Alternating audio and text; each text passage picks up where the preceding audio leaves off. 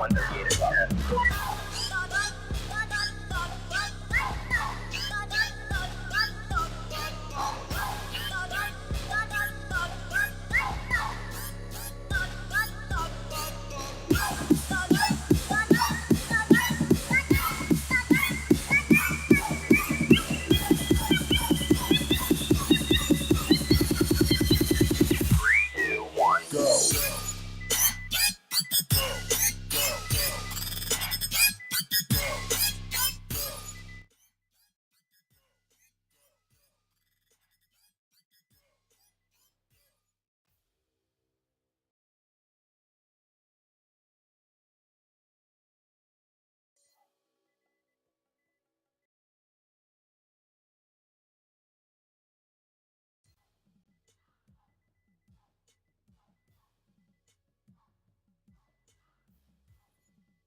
But some have a secret chapter. That is the focus of the Sportcat shows. The program starts with the familiar, the lives and passions of interesting people. Then it ventures off the beaten path, exploring cryptid encounters and supernatural events that linger just beneath the surface of reality. And when you return to the real world, Sportcat Daily Gazette is there with your global news and weather, serving up the day's events with a sharp, humorous edge that actively rejects the culture of fear. That's right. It's a Sportcat. Glenn, Sportcat Jackson. Hello to everybody on Dare Talk Radio in Australia. I guess I should say good morning to you in Perth and good afternoon to you in Sydney and Adelaide. Welcome to the Sportcat Show, where we have multiple guests that have all kinds of fascinating backgrounds and some scary, spooky things. I'm joined tonight by my wonderful and beautiful co-host, Miss Brenda. Hello. You got me twice for one day. I'm good. I'm tired. You're like a You're wearing me out. I feel glad. It doesn't happen. You're like a hemorrhoid. I know, right? Harley is out sick tonight. It sounds like she has the flu. So everybody send her positive vibes and thoughts, and send me positive vibes and thoughts for having to deal with Brenda. So we have a wonderful show lined up tonight. And as always, two great guests. The first guest, Mark Leslie, he hails from Canada, and he has all kinds of spooky stories to tell. In fact, he is we'll say he's an expert, but he's pretty close, and he's got several books under his belt as far as that. And he's working on, or has published one on Ontario Ghosts. Is that correct, Mark? Did I tell it right? So, well, I've got ghosts from Hamilton, Ontario. I've got ghosts from Ottawa, Ontario, Sudbury, Ontario. So it's the Bermuda Triangle kind of of that southern Ontario. Gotcha. Sorry. So all good. Well, so tell us a little bit about yourself, and then let's talk about some spooky stuff. Yeah, so I have always loved storytelling. I've always had a pretty wild imagination, and such a powerful imagination that as a child, I was afraid of the monster under the bed, and you couldn't tell me that there wasn't a monster under the bed. So I've always been afraid of the dark. I've always been leery about what's lurking in the shadows, and that's always driven the kind of stories I've written. I started writing at the age of 15, started submitting my work out there. I've been doing it for more than 40 years now. And a lot of the stories that I wrote when I was younger were, Twilight Zone kind of stories, the Outer Limits, the weird fiction kind of stuff, weird tales, a lot of horror. And the very first book I published was a collection of fictional horror stories, most of which I'd had published in small press magazines. But it wasn't until about 13 years ago that I did my very first nonfiction book of paranormal ghost stories. Now, I've since written 6, and I'm working on number 7 that's coming out next year. Ghosts of the Great Lakes. I'm still sticking to that Ontario region, although it does surround a bunch of states, other states as well. But Haunted Hamilton was the very first book I wrote in 13 years ago. And it was fascinating for me because for the very first time in my life, my favorite class in high school was English class because I love the creative writing and I love the reading and all of the aspects related to that. I made it through math. I wasn't the smartest person, but I struggled through and I made it through math. But I just flunked history. I could not find history fascinating because it seemed to be a bunch of memorizing dates and these proclamations and all these different things were signed and these people and names. And it just seemed to be like a memorization game, which I was never good at. But when one of my first visits to the nation's capital here in Canada, Ottawa, I went on a historic ghost walk. And that opened up my eyes to the fact that you can't tell a good ghost story without digging into history. And so when I moved to Hamilton, Ontario, one of the first things I did to get to know the city was I went on the ghost walks, and that's how I fell in love with the city. And of course, that's when I had the idea to pitch this book to a publisher, and sort of have never looked back. And now writing and researching true ghost stories is just part of what I do. I do horror stories and urban fantasy and thrillers and true paranormal ghost stories, which I think is just so much fun to write. Wow. So a ghost walk or tour is what gets you started. That's cool. Yeah. There's something fascinating about that with, I remember the first one was down on Spark Street in Ottawa with the old, right across from the old Parliament buildings. And the woman who did the tour was dressed in this Victorian dark robe with a top hat and an old fashioned lantern. And just, and again, I did theater when I was in university, so I love acting and I love that. And she played the role perfectly and told the stories and brought us right in to the moments. And that's when I went, whoa, this can be really cool. I can get scared and learn a little bit about history. Found something that interests you in history. There you go. Yeah, ghosts. Did you have any interactions on that tour? With ghosts? Yeah, the first one you went on. Yeah. No. It was just the storytelling, and it was just fascinating. I mean, history came alive through her storytelling, and that's when I went, because it was a really powerful. So you get this historical fact, you've got these legends and stories, and that have been shared and relayed, and then you've got someone who's relaying it like an actor doing a monologue, but also answering our questions and stuff like that. It was just so amazing. Now, when I go on a ghost walk, I have to. I'm still the world's biggest chicken. So when I go on a ghost walk, I like going in a big group, not a small group, and I like to be in the middle. So if anything's going to pick us off, they pick off the people around the edges, right? So, I mean, seriously, when I went with my wife a few years ago, I was hiding behind her half the time, so she's going to protect me. Oh, that's funny. Yeah. I love you before you push her into it, huh? Yeah. It's like, no, you save. Actually, you know what? We were camping one time. I have to tell you the story since you get a kick out of it. We're camping near a brewery outside of Ottawa, and it was a great place. You could set up a tent for $10 on the big field beside this brewery, which is out in a rural area right by a river. And that way you can, enjoy some drinks and stuff and then just tent. And in the middle of the night, I guess because people were arriving and stuff like that, and there were car lights and shadows and stuff like that, I remember waking up being really scared. And I was too scared to go check to see because I thought there was someone outside the tent or something. Bigfoot, maybe, who knows? And of course, Liz was the one who was the brave one who went out and checked that everything was okay while I was shivering in the tent. I had an experience similar to that. We were deeper in the woods and dead asleep, horrible thunder, electrical storm here in the south. I don't know how we didn't die. And she nudges me awake because I was miraculously sleeping like a log. And she says, "There's something by the tent." I was like, "Oh?" She's like, "Yeah, it rubbed the tent." I says, "Is it tall? Is it furry? Did it make a noise? Did it bite you?" And she's like, "Shut up." And I was, okay. I went back to sleep. So, it's really funny about camping and stuff like that.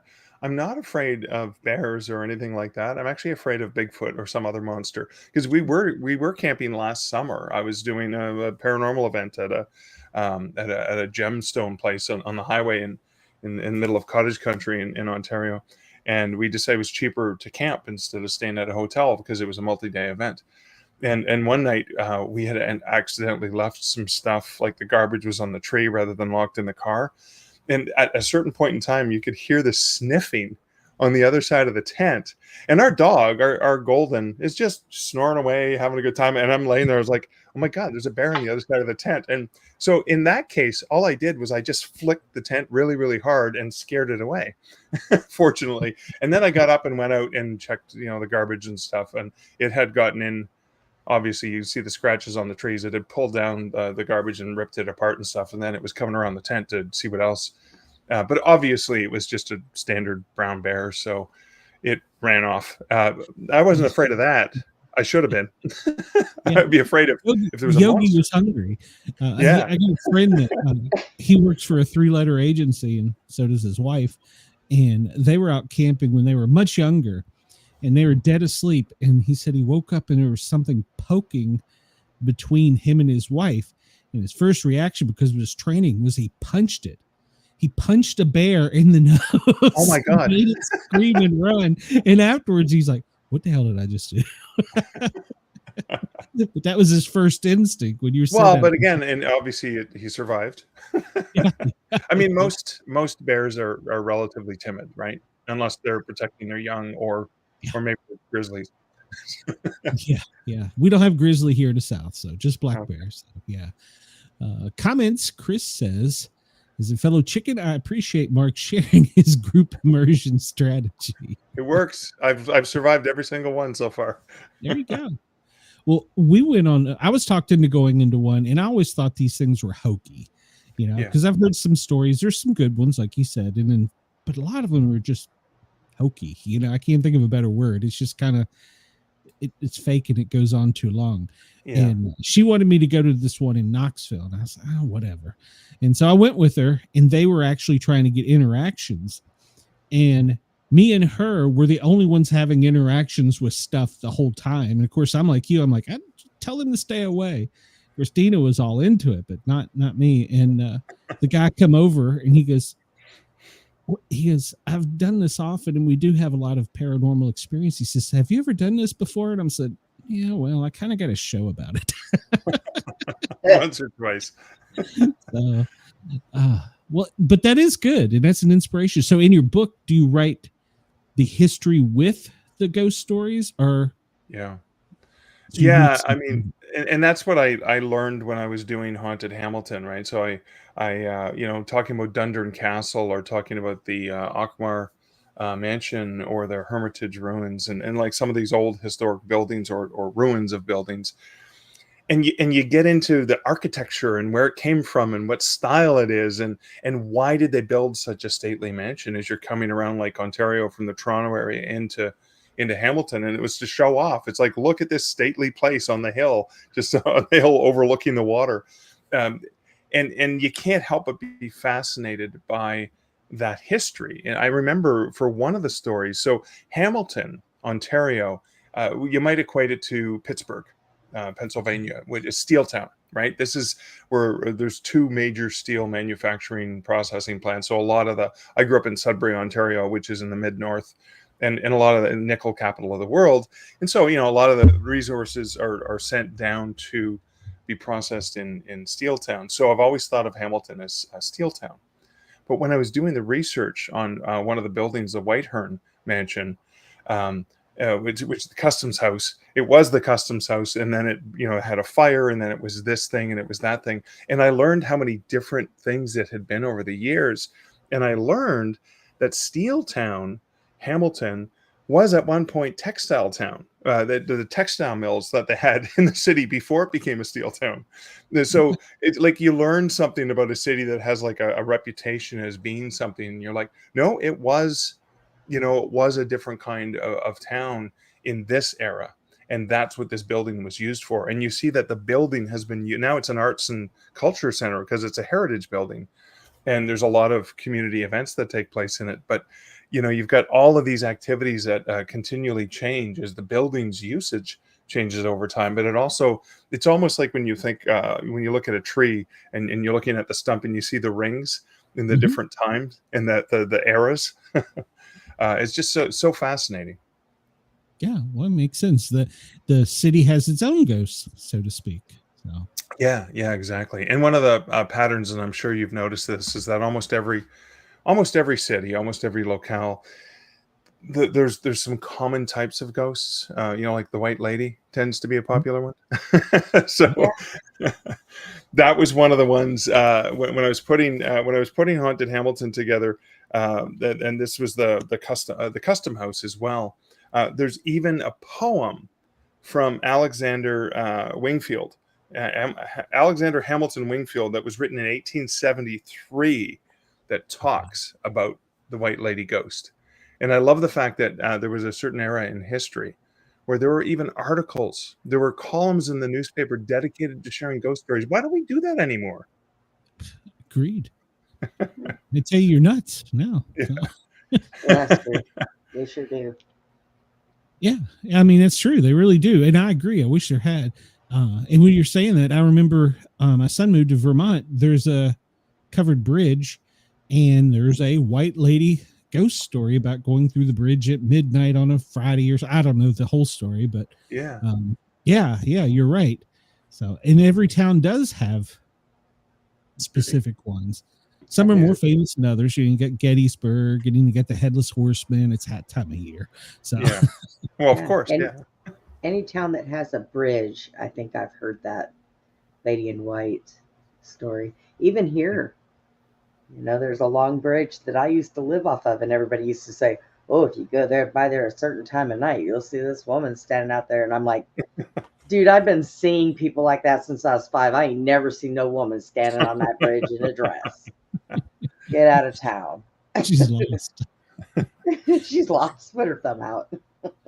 What do you think that is? Do you think it's just folklore and it happened once and somebody ran with it, or have you actually felt the presence of some of these things? It's really fascinating because I also, as somebody who loves to research this and relay these stories in books, I've noticed patterns and trends in different eras as well, based on popular culture.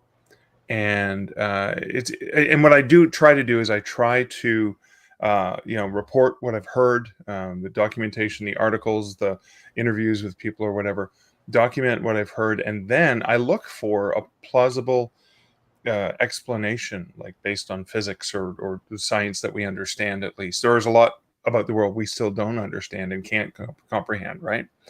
But whenever I'll give you a perfect example of that in a second, but because if I'm able to share a tale and then say, well, yeah, but it may be this. When I say, well, we don't know what this is, it's taken with a little bit more credit, because I'm not just completely opening, being schlocky and just taking some little story and then blowing it up into something. I'm trying to actually deal with journalistic integrity. So when I did a book called Tomes of Terror, Haunted Bookstores and Libraries, because I love bookstores and libraries. I just love going into those places. As Cicero said, a room without books is like a body without a soul. Some of the stories that would come up is people would say, well, this bookstore is haunted because the books will fall off the shelves on their own. Now, maybe not in Atlanta so much, but here it gets really humid in the summertime. It probably does in Atlanta as well. And I've worked in bookstores since the early 90s. Paper absorbs water. And so in the summertime, when when the paperbacks are on the shelves and they start to absorb water, the paper expands, the books actually get fatter, and then they'll flip off the shelves. It's just basic physics. So I can't like, well, that's just a book falling off the shelf. It's gravity and water retention, etc. But one of the stories where a staff member went through the kids section into the back room to retrieve a book for a customer that was at the front of the store, and there was nobody else in the store at the time. It was a quiet time in the store. They walk through the kids section, there's no one there, and it's empty. Grab the book from the back room and come back. So they're not even in the back room for more than 30 seconds, and they come back out, and there's a giant pile of the Goosebumps books stacked up about 3 feet high, straight in the middle of the kids section, in the middle of the floor. And you're kind of like, well, that can't be explained. Like, who could do that fast? And nobody there to witness it, of course. So that's a little bit harder to explain than a book just dropping off a shelf in the summertime. That's true. I hadn't thought about that with the books, but that makes 100% sense. So yeah. Okay. So I had a bartender. Apparently bars are also haunted area in the Midwest. He worked as a barback and a comedian, so he was there at night cleaning up. He said, I hated going in the basement. The doors would close, things would get moved. You're gonna have to tell me where that is, because I am working on a book of haunted book. It's Spirits Untapped is going to be the name of it, and it's haunted haunted bars and breweries, and etc. I'll put you in touch with him. He's a Robin Williams impersonator. He was actually, Wow. I'm not bragging, but he was just in Twister. So, Oh wow. Awesome. yeah, every now and then we get lucky. So the castle is the one that you just wrote, or which one was the one you just wrote? You got me confused with the books. No. So this is Dundurn Castle. So the Ghosts of Haunted Hamilton. So Dundurn Castle is one of the most famous buildings in Hamilton. Actually has, it's tied to the royal family in Great Britain as well. So that's Dundurn Castle, and Dundurn Castle is one of this gorgeous, stately buildings. And one of the reasons I went with that subtitle for Haunted Hamilton is the publisher I was pitching it to was Dundurn Press. And I know that the owner, the founder of Dundurn Press, was a huge fan of Dundurn Castle, so he named it after that. So when I pitched the book, I made sure to include Dundurn in the subtitle, just because I was, of course, playing upon his positive biases. So yeah, Dundurn Castle was this stately building, a beautiful building. It's got some really beautiful grounds, several built, like the main building, and then the barn, and some of the other structures as well. It has one of the most fascinating stories from Dundurn Castle was documented in the Hamilton Spectator, which is a newspaper, a daily newspaper in Hamilton, Ontario. And it was about this uninvited wedding guest. And there's a wedding. So Dundurn Castle is this gorgeous old historic building. They got, the sweeping staircases, and the grounds are gorgeous. So it's a really popular spot, either to host weddings, or after they go get married at a church somewhere, then they come over and they book the space for taking photos. And they're on the front of the building. The wedding party's there, and then there's this young, beautiful woman looking out the window from an unoccupied building that no one was in at the time. And none of the staff that worked there looked like her. And they found, when they compared some photos, that this was the young teenage girl of the original owner who had died young.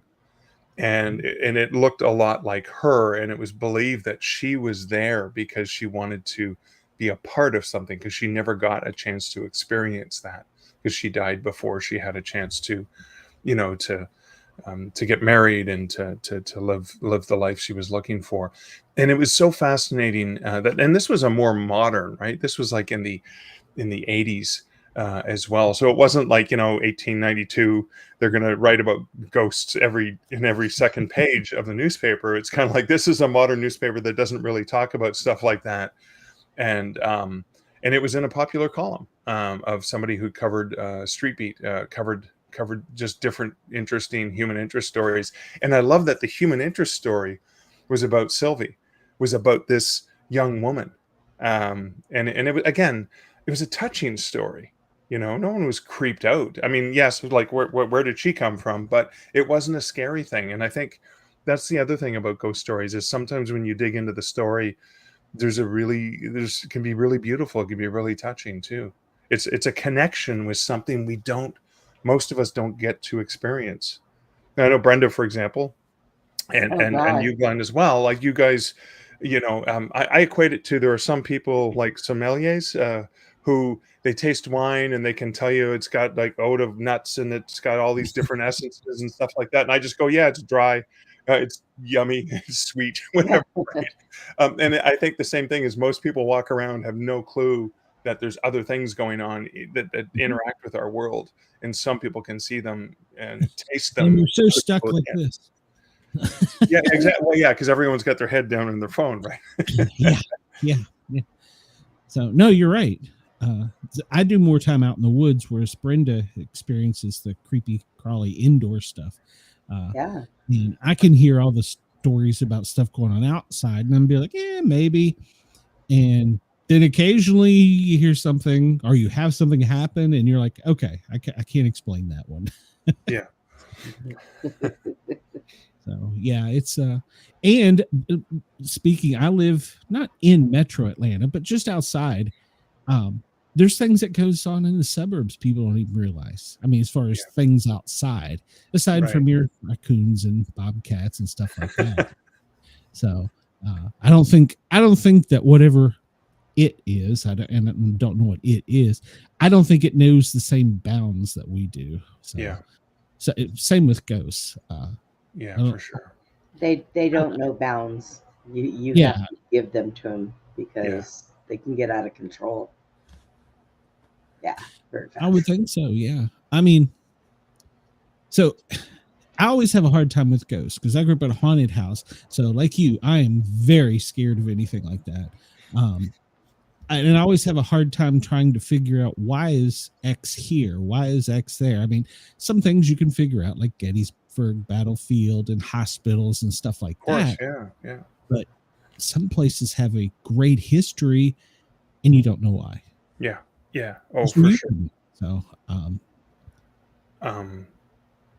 I think one of the other things I was talking earlier about some of the pop culture legends. So one of the stories I encountered when I was researching for Haunted Hamilton, these legends of it was called Murder Mansion. It was a beautiful mansion on Hamilton. So they call it Hamilton Mountain, even though it's not very mountainous. It's like the Niagara Escarpment. So it's still tall, but not mountain. So people from the Rockies come to Hamilton and laugh. But it was on Hamilton Mountain, a beautiful house looked out over the estate. And as the story goes, the man who lived in the house got up in the middle of the night, went out to the shed, grabbed an axe, and then he butchered his family. Oh. And then he went up to the widow's walk on the third floor and he hung himself, like a view overlooking the city. And the stories of the house where that people would walk by, even someone I knew who grew up in Hamilton, she said that when they were walking to school, they would just in the middle of the day cross the street. They would not want to walk in front of that house because it had these stories about it. And at night, sometimes the moon is right, you could see this woman running, screaming, like this ghost of this woman running, screaming through the upstairs as someone was chasing her.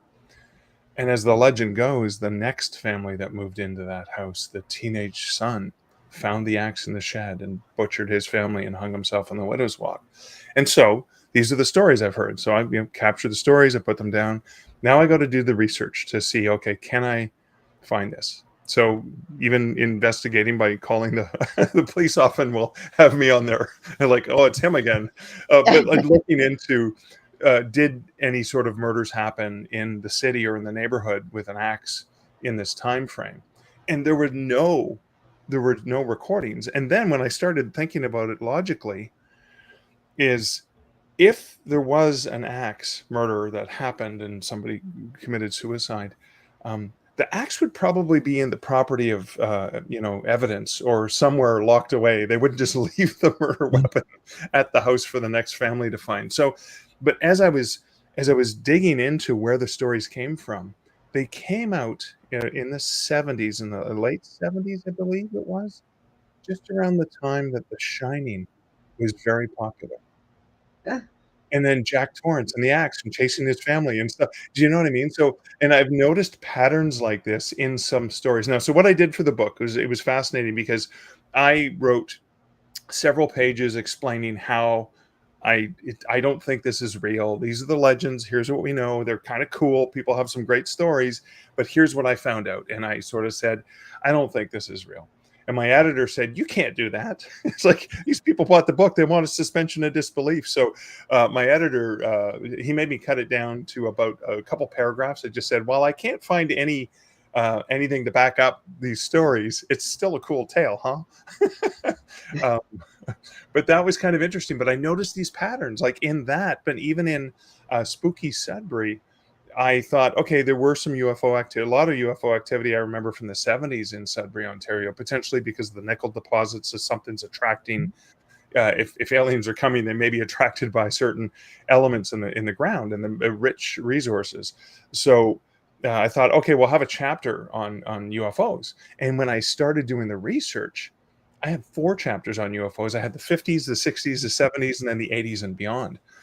And one of the patterns I noticed of the type of UFO stories and the type of extraterrestrial creatures that people, eyewitnesses, talked about were aligned with things that were popular. Close Encounters of the Third Kind. So the ships were very similar to the, the visions. And then ET. It was interesting to see how the aliens matched aliens from popular culture as well. So some, and again, I'm not saying that people are making it up. I'm just saying that we're heavily influenced by other things that we understand and have seen. And so when we see something that's unfamiliar, we ascribe certain elements to it. And I think that's part of how pop culture affects how we interpret things too. Mm-hmm. Wait till they Yes. 20 years from now when they talk about the UFOs over New Jersey and New York. Yeah, that was so popular last year. It's not anymore, but yeah, supposedly that was some drone they were testing. they were testing. Yeah. Have you heard of the God helmet? Yes. Oh, yes. Yeah. I have experience with that. Yes. Yeah. So Dr. Persinger, Stanley Persinger at Laurentian University in Sudbury. So I ended up writing a chapter about the God helmet because I was so fascinated by the studies and the research that he did. And again, when you're in that sensory deprivation, when you're in those conditions, it kind of alludes to, if you're somebody who is very spiritual and believes in angels and demons and stuff like that, you sense either a demon or an angel presence. Sometimes, if you're more inclined to be someone who believes in UFOs, sometimes you believe that it's an alien that's standing over you. And it also, when you look at research going back to, especially the East Coast of Canada and the US, the stories, the legends of the old hag, that people would wake up and feel like this hag pushing down on your chest and stuff like that. But it's related to a natural phenomenon that happens to us when we sleep, or at least that's what we've explained it as. Yeah. is something because you wake up with sleep paralysis, which that's what your body does to protect itself. And I'm always fascinated to see how these are interconnected. I've always been fascinated that sometimes in sleep, sometimes do we actually have the ability and the senses to see and feel things that we can't when we're awake, right? Like we're actually more open to be able to understand things in that mode. I agree. Just a short experience with me. We had been out 4-wheeling. We were deep in the woods, North Carolina, I think. We were at the Georgia-North Carolina border, somewhere up there, well away from everybody. We drove hours without seeing anybody. And sleep paralysis. My tent lit up like somebody turned a light on, like it's lit in here, and I could see everything in the tent, and I could hear something outside the tent. And I was trying to scream. My buddy was a retired FBI agent, so he was hyper vigilant. And he said all he heard from me was like, oh, because I was trying to scream. And by the time he rolled out of his tent and, was pointing at my tent with a gun, good to know. I was waking up through the side of the tent. A frog with a helmet, like a crown, popped through the side of my tent, looked at me, bright light went away and faded up into the top of the tent, and I was wide awake. I did not go back out in the woods for 2.5 years. I did not go camping for 2.5 years. Giant frogs with crowns. I don't know to this day what it was, and it scared the hell out of my buddy because all he thought it was something, a bear or something was getting me by all he heard.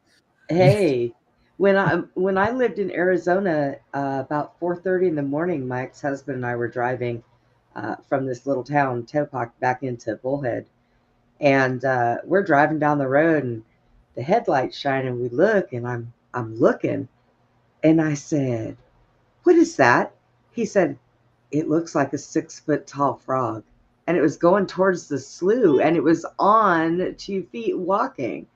Now, I thought, okay, because I'm one of those, I'll try to figure something out and make it make sense.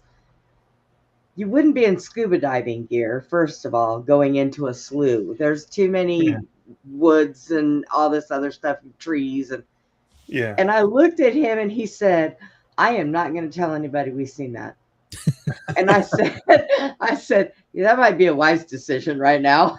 But yeah, looked like a 6-foot tall frog walking across the road. Wow. And we just kind of looked, because at first I was like, do you see that? Am I just, is it too early in the morning for me? He said, no, it looks like a frog. And you're right. People would think you're crazy. They put you in a nut house. They'd be like, were you drinking? No. Chris says in the chat, with Atlas, 31 I Atlas being predominantly nickel and not iron, as comets are, your nickel attraction theory could be true, which is... And most of the nickel deposits came from an extraterrestrial object that struck the Earth millions of years ago, right? The Sudbury Basin is a giant meteorite crater. Well, there's one hiding behind the sun that we have no idea what it is. So I have been following the stories on that, and some of them are so crazy. I just love hearing, like I love hearing the tales like you have, but I love hearing, like, one person posted something on TikTok, and it got like 40,000 views in an hour, and it went from there, and then it started being factual, showing up in other things. I'm like, that's not true. Yeah. So, like you said, one tale starts and then it goes. Yeah. And you're talking about the woman in the South. We have Spearfinger, which is the same thing you were just talking about. You wake up and the hag is over your face. Yeah, she's a Cherokee lore. So it's every area has almost every culture has some stories like that, which is, I just find so fascinating. I mean, and that's the other thing about ghosts and the afterlife. And almost any culture throughout history and time has some sort of tales about the afterlife and spiritual entities and so. I mean, it's just, I always find it really fascinating when you dig into the history of ghosts and the history of ghost stories as well. And I guess, I mean, I'm of the mind, like I am very much of there are more things in heaven and earth than are dreamt of in your philosophies, Horatio kind of thing. It's like, we can't explain. We just, we didn't understand certain things about science, even 70 years ago. So there's way more in the universe we just barely understand. And again, because I'm doing a book of ghost stories of the Great Lakes, I mean, think about the depths of the lakes. Lake Superior is an example of the deepest, most volume. Like there's hidden things there that we don't, it's like, never mind the oceans. There's so much on our own planet, even in the biological, physical realm that we don't understand. There's got to be a lot more. In dimensions we can't comprehend or can't really appreciate because we just can't see it. I had someone explain the concept of a tesseract to me, which is, like that you take a 3-dimensional, like a box, and you fold it out as 2 dimensions, and then when you fold it up, it becomes a box. But then what if you take that box and do the same thing with it that you did with the layout, and you fold it into the 4th dimension, which we can't comprehend? It's beyond our ability for most of us anyways. Yeah. And so with the research on the Great Lakes, you finding like monsters or? Well, I mean, there's monsters, there's unexplainable disappearances, there's all kinds of different things. But what fascinates me the most is the unknown. So much of like these inland oceans, which is kind of what they are. There's so much about them, that the mysteries of the depths, and that's something that's there, right? It's surrounded by land, right? You've got Michigan and Ohio and New York and Ontario, like all around these lakes. So it's, and in Canada, the most populous part of Canada is close to the Great Lakes as well, especially Ontario. Lake Ontario, at least. And so I'm always fascinated by how we're drawn to the unknown. We're drawn to the depths. We're drawn to the things we can't properly understand, perhaps because we're trying so hard. Yeah. And trying to put, like you said, a label on, or put it in a box. And Brenda messaged me and she said that her internet went out. So, oh no, they've been having storms in Texas. So she's It's been without water. Now she's without internet. I could do without water. Internet, I don't know. So, have you had any real experiences with these things? Yeah. So interestingly enough, so I used to jokingly say in interviews, "Oh, I have never had a paranormal experience. Thank God, because I'd probably have a heart attack and faint, or have to change my underwear, or whatever it is." And joking about that. I know my wife Liz and I, when I was researching Creepy Capital, there's a hostel in a youth hostel in Ottawa that was the old Carleton jail, and it's one of the allegedly the most haunted buildings in Canada. And you can stay. It's one of the cheapest places to stay in the city. You can stay in an old converted jail cell for really cheap. And Liz is like, "Let's do it." And I'm like, "No, you stop. You insane? I'll be at the Novotel across the street, with all the lights on." Um, so she's always she's not a believer. I'm the one, the true believer, and I'm scared of everything. And she's the brave one because she's like, "Come on, don't be ridiculous." So when I had just released, I co-authored a book called Haunted Hospitals with Rhonda Parrish. So it was like 33% Canadian stories, 33% American, 33% rest of the world. And I was going to a writers conference in Orlando, and Liz works in education, so she's off in the summer. And so we decided it would be fun to drive to Orlando because we could take our time, and we were beer fans, big craft beer nerds, and we thought, because I'm also working on this book of bars and breweries, we picked specific haunted locations along the way that we wanted to stop at, like bars and breweries, so we could try the beer and get some stories.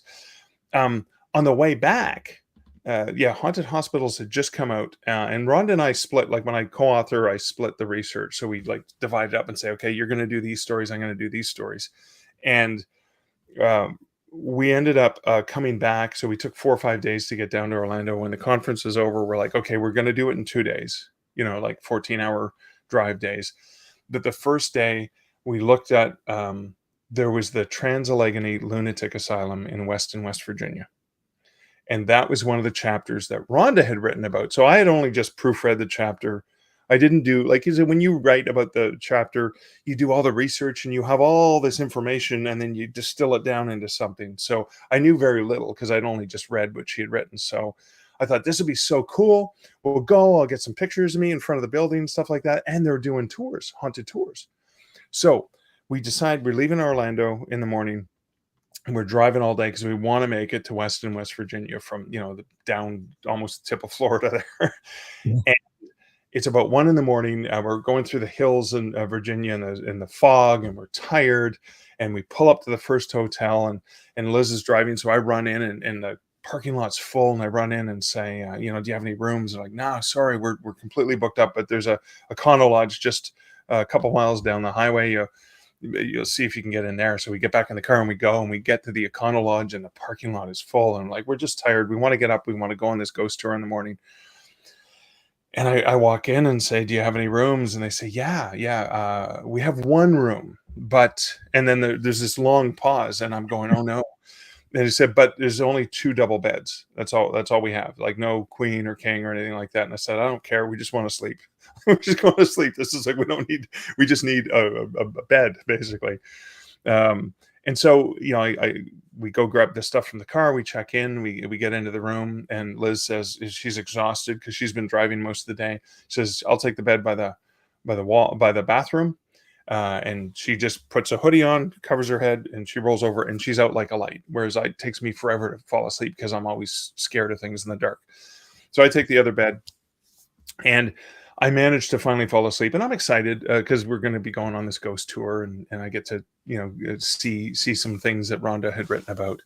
And in the middle of the night, I wake up and I hear this shuffling of feet, and I look up and I see Liz moving around the side of her bed towards the bathroom. And I'm laying there, and I watch her and wait for the light to turn on, like the bathroom light. It's like, what the heck? And then I was like, "Well, how come she's not turning on the light, like in the bathroom?" And then all of a sudden I hear this like snore breathing from the bed beside me. And I look over, and Liz is laying in bed.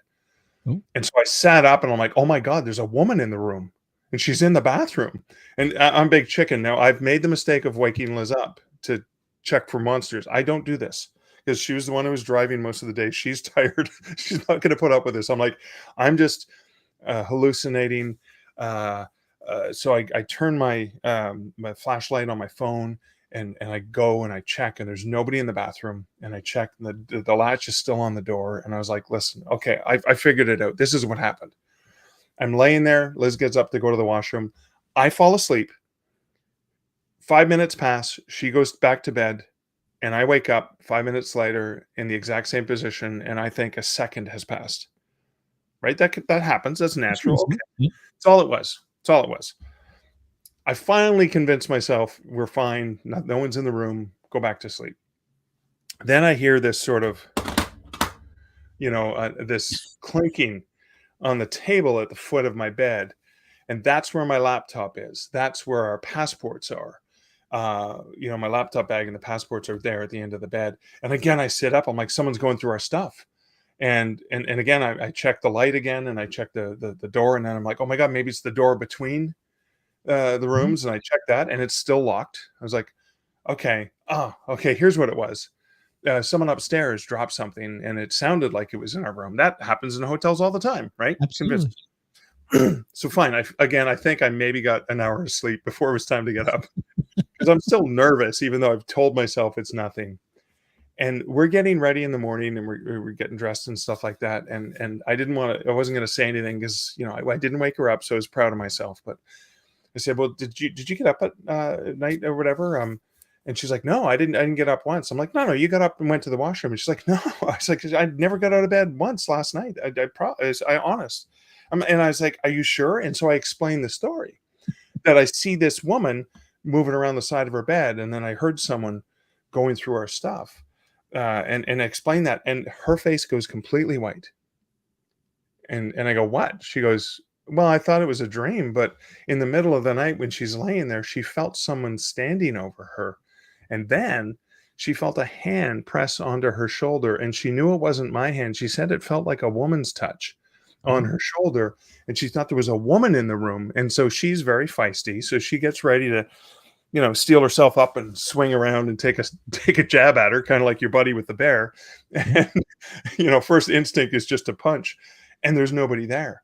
And so that kind of freaked her out. And she's like, oh my God, there was a woman standing over my bed and touched my shoulder. And I saw a woman walk around the side of her bed, and I heard someone. So the cool thing is after like sharing these stories, I'm like, oh my God, do you think there was a woman wandering around the room last night? Like, she's trapped here. And the interesting thing is chicken as I am, I wasn't as scared as we felt sorry for her. Like, was she lonely? Like, she's curious about us, and we actually said goodbye to her and wished her well, and hoped that she got to where she needed to go. And like, it was just a really, a beautiful moment. It was kind of chilling and creepy, but it was also a beautiful moment, because it didn't feel like she meant any harm. She was just there. Yeah. That's cool. Did you add any of that to your book? No, I didn't, because I haven't done a book on hotels yet. And I did. So the interesting thing is I went and talked to the staff and asked, like, hey, any weird things happen in the room? And then even called the manager later on once we got home, because I like to do my due diligence. And so sometimes you're like, oh yeah, you met Lily or whatever, right? Because sometimes you hear those stories, and nobody had any. And so I've constantly been searching to see if anyone's encountered anything weird in that hotel, and I haven't yet. So that's the thing that I will, when I write a book about haunted hotels, I'll definitely include, probably in the introduction, my own personal experience, as well. So, yeah, I stayed in a similar story. I was coming home from, my son moved to Vermont, and I dropped my friend off in Northern Virginia, and then I drove down. I was going to see mom in Tennessee, and I stopped at this. I was an old colonial inn, like you. Got there late. I was tired, and I thought I heard stuff, but it's literally an old building. I mean, it's an old, I don't remember what the building was, but as I'm coming out the next morning and checking out, this girl looks at me and she goes, are you the guy that does the paranormal shows? I said, yeah, why? She goes, we didn't see anything last night, did you? And I said, well, kind of funny story. I heard some things, but I was just tired and I just ruled it out. And she goes, We aren't going to put that on any of your shows, are you? What?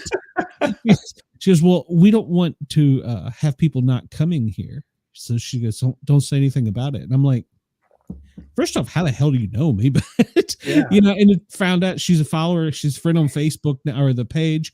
It's like, oh, small world. Wouldn't you get people wanting to come?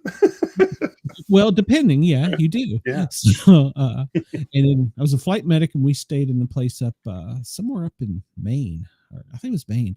And we came in late. There was no rooms, and our dispatch put us up in this old colonial building. Got there, and the beds were like 2 foot too short. The bathroom was like this wide. I mean, it was tiny. Didn't sleep a wink. My keys were pulled off of the the dresser beside me. The door slammed to the bathroom. I'm like, yep, I'm not sleeping here. Yeah. Too active. Yep. And then coming out, the guy goes, did any of you have experiences? Because he pointed at me, because you stayed in the most active room. I'm like, hey, you could have told me that. Yeah, thanks, buddy. have the person who can't see things, who isn't in touch, have them stay in this room. You're not getting a good Yelp review. So let me catch up with comments here. Chris says he lives a few miles from the southernmost shore of Lake Michigan. Oh, there you go. And he says, I would like to read a book written about debates between Scared Mark and Tired Logical Mark. Oh, I like Tired Logical Mark. He's not nearly as scared. He's just get down to business now. Well, what do you carry for ghosts? They're there. Yeah. Well, what do you believe these things are, real quick? Just after all your research, and what are your thoughts? I think they're more than one thing, actually. I think some ghosts are the spirits of the departed who haven't left. Haven't left this mortal plane, maybe because there's unfinished business, or maybe they're confused, right? I think Brenda had mentioned earlier, people just walking into a room saying, am I dead? Yep. Yeah, you're dead. That might have been before we went on air. My apologies if you're like, I don't remember her saying that. But I also believe that in some cases, things can happen that can be so powerful, like impressions in time and space, that the emotions can be so powerful. I actually believe people can leave their spirits behind even while they're still walking around alive. I've even written fictional horror stories about the concept that something so traumatic happens that we've left an impression in space and time, like on a cathode ray tube, and that's still there. So even though the person may not have died in that place, something really deeply, profoundly emotional and powerful happened. And especially sensitive people can pick up on that and go, something happened here. It didn't have to be a murder. It didn't have to be a death. So I believe ghosts can actually be spirits of the departed, but they can also be spirits of the still living, leaving pieces of yourself behind, like, your heart in San Francisco and all that. Yeah, no, I buy that. And with the sort of trapped in time theory, like dark, heavy places like Gettysburg, I believe have just that kind of impression, residual energy, bad energy. So I agree with that. Well, think about like the battlefields in Normandy. I know even in southern Ontario, just on the outskirts of Hamilton, is the Stony Creek battlefield, the War of 1812. A lot of soldiers died on that battlefield, and they're still heard and seen sometimes at the right time of day, like these weird, figures in the mist, and the sound of old cannons firing. You're like, where's that coming from? Mm-hmm. Yeah, no, I agree with you. And I also agree there's different things or types.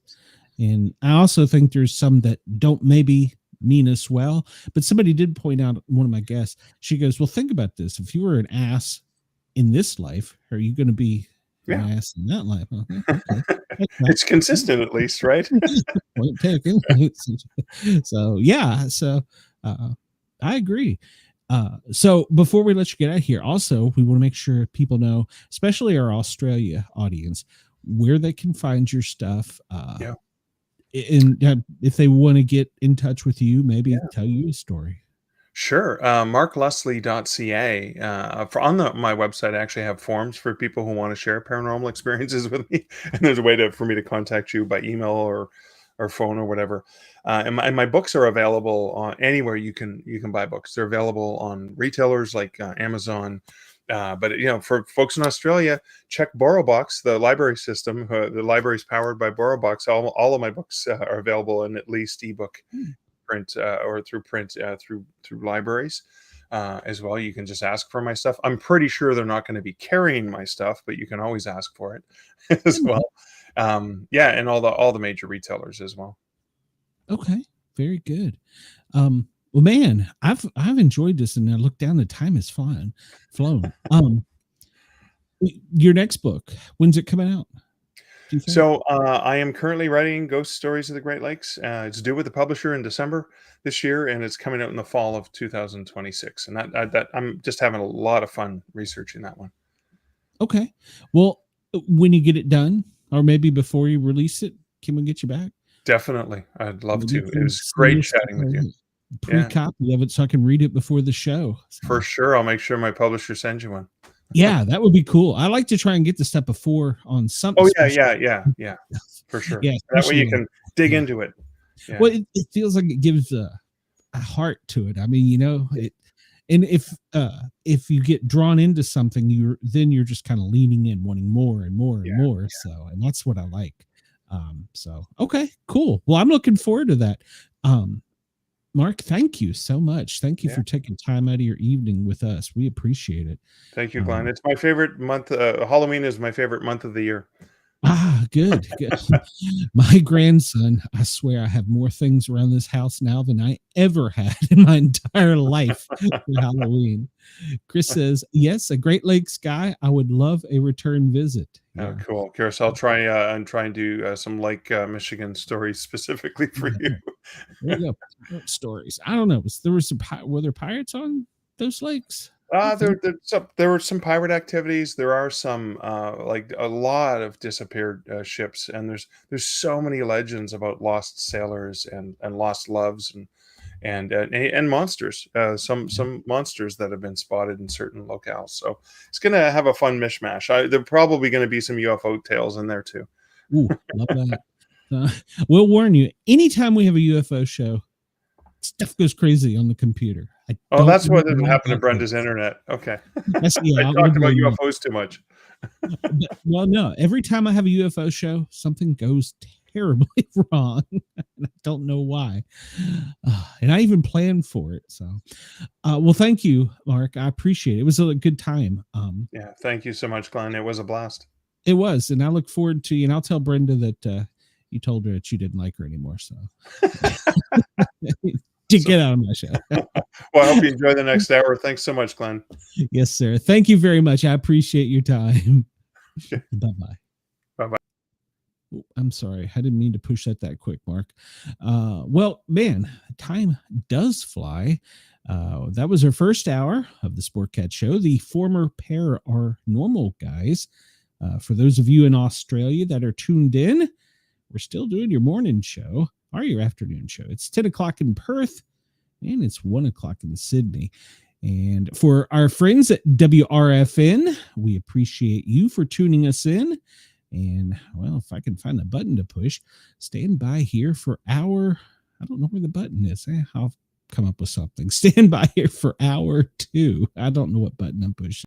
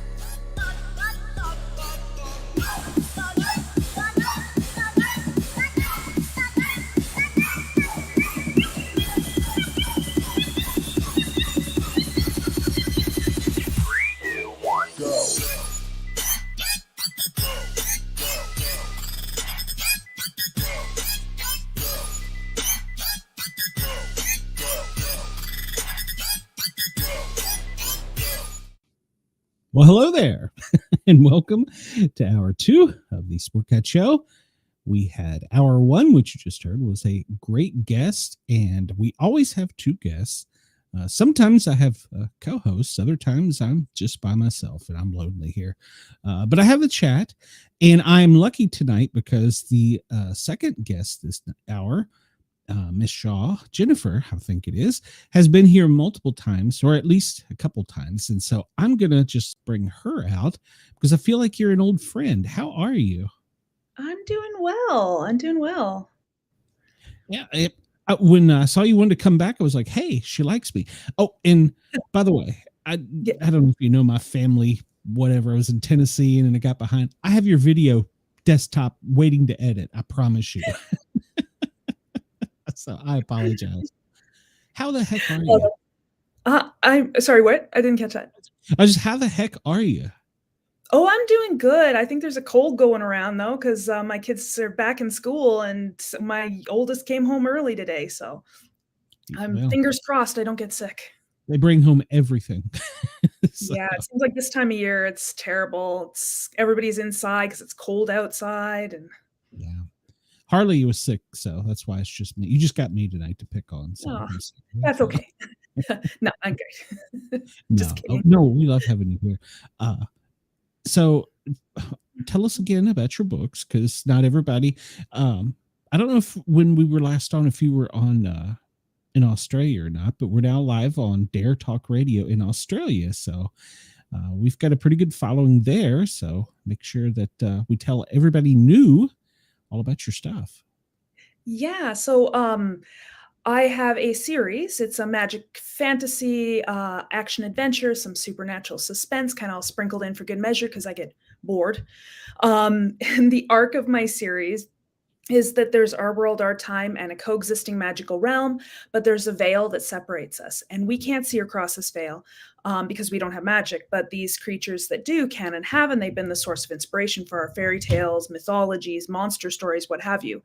And then my main character is a young man by the name of Callum Walker, and he's born with the ability to use magic, and he doesn't know why. He's trying to make the most of it. He's able to cross that veil he becomes embroiled in this magical realm. He's learning about this world. He's learning about all the beings therein. Adventures ensue, and we follow him through the series as he's trying to figure out who he is, where he belongs, because he's too magic for here, but too human for there, and master these abilities to survive. Wow. And how many books in are we?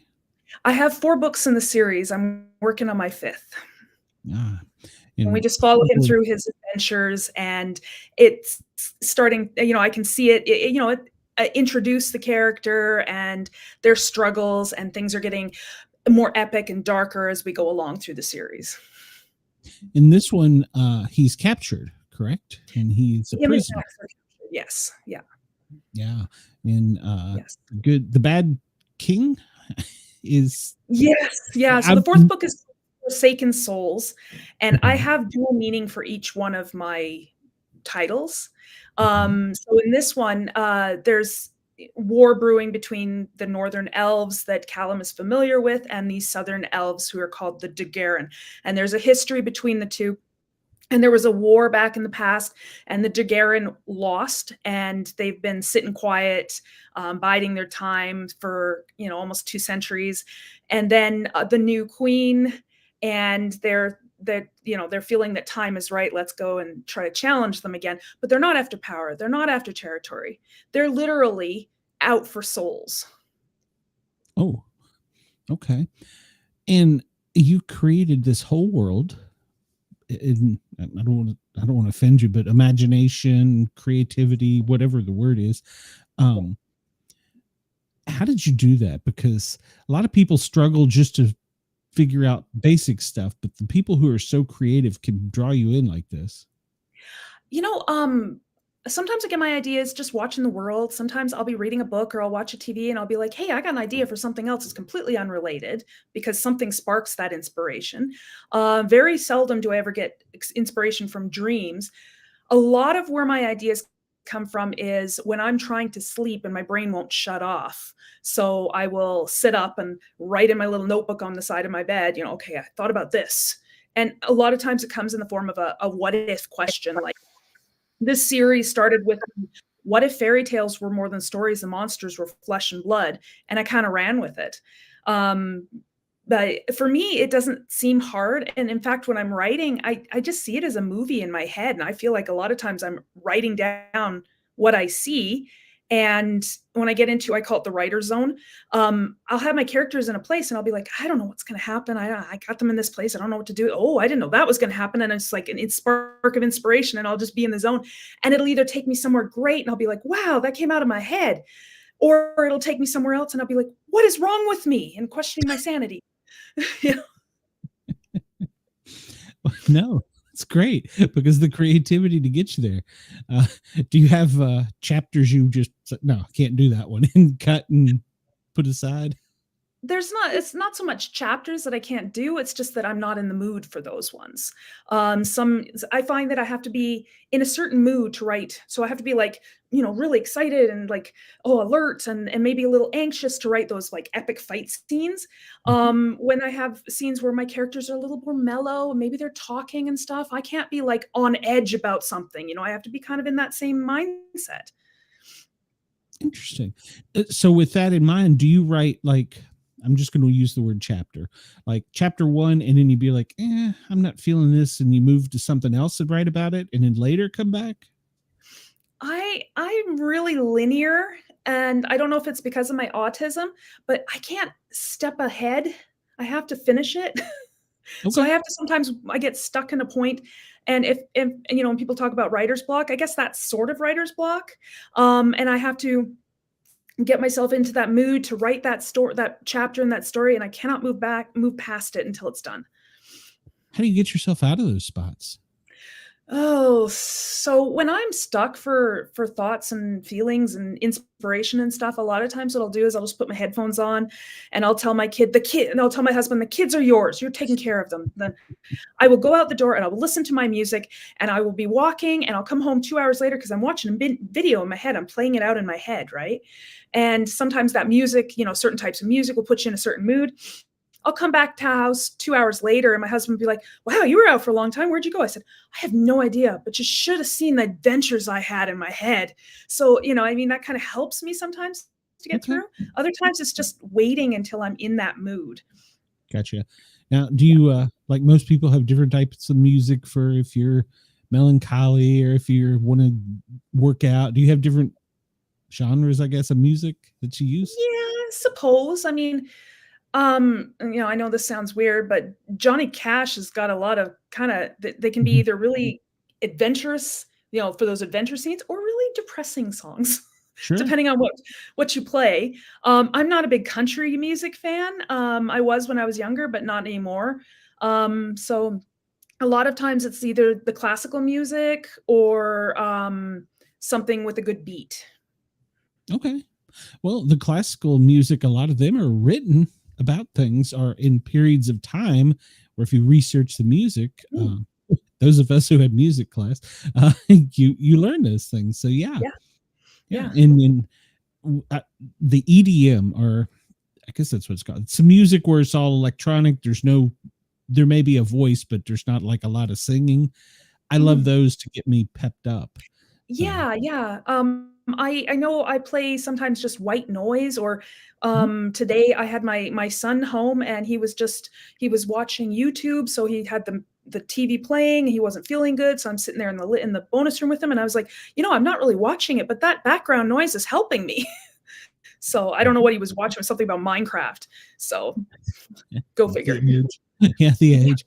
So do you write every day? Or do you force yourself? Does it come natural or?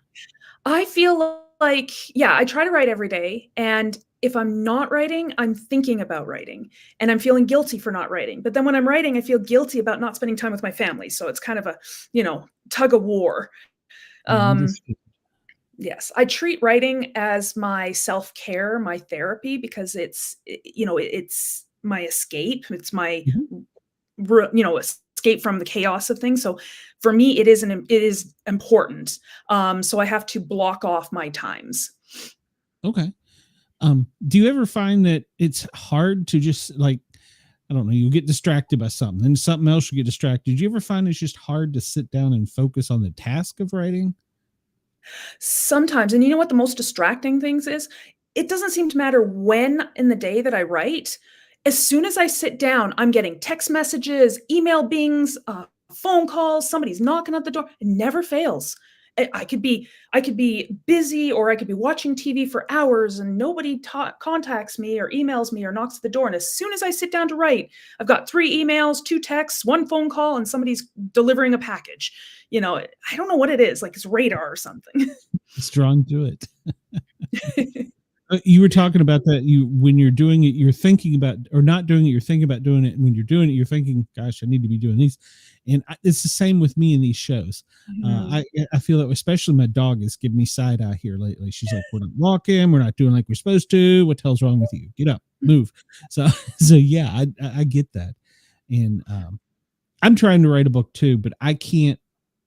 I'm stuck, and I can't figure out how to get unstuck. And a lot of times when I'm talking to authors, I love talking to authors because I get ideas from things that may get me out of that. And Yeah. so, I don't know what it is right now. So, but I have jumped from like different time to different time. So I'm trying to tie things together. I think maybe I brought that one on myself. Well, I find that sometimes because I've been in those ruts where I can't. I'm working on a story and I'm just like, I am just stuck with this. And I either can't move forward or I just don't feel that this is a good story or I just didn't want to do it.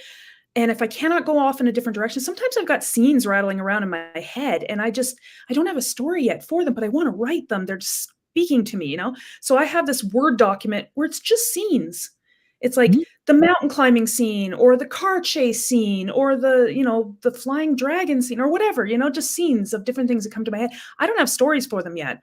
But for me, when I am really stuck in those situations, finding out because it's usually a combination of like, I'm either tired, sick, or really, really stressed.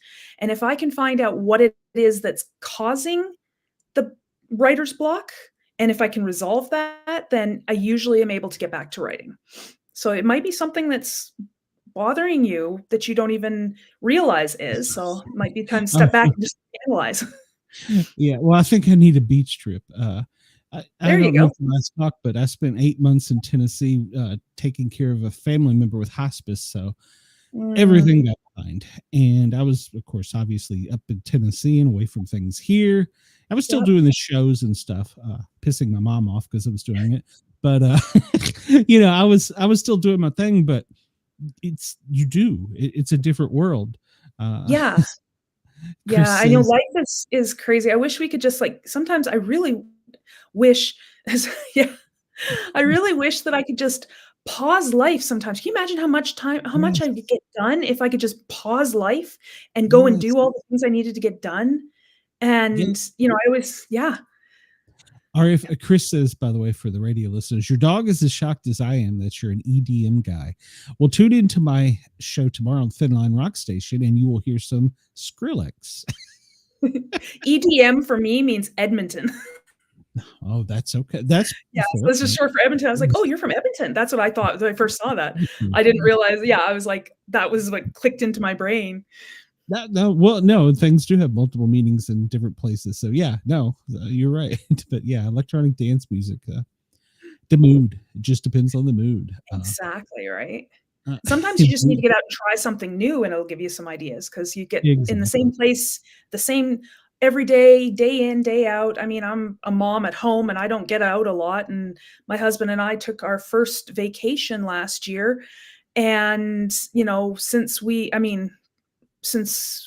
got married, so it's been 12 years now. So that was our first vacation in 12 years. He owes you more than just one after 12 Oh, he years. owes me a honeymoon. I don't think babysitting grandma for 2 weeks counts. Ooh, there might be Yeah. some anger issues there. You go. No. I'm just keeping track. Yeah, women do. Yes. Yeah. Where did you go, by the way?